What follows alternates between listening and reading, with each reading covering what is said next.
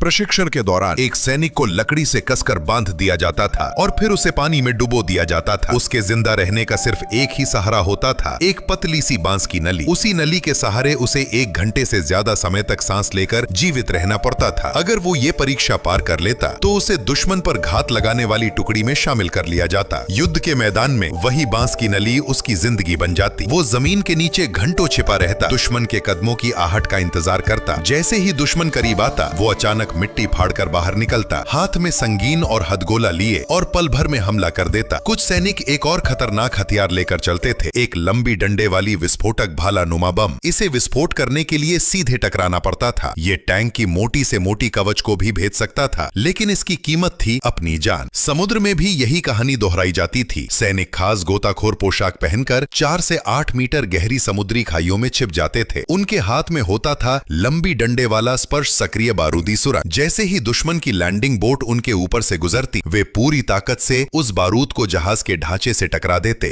और उसी विस्फोट में दुश्मन के साथ खुद भी समाप्त हो जाते। और आसमान में कुछ सैनिक खुद मिसाइल बन जाते थे।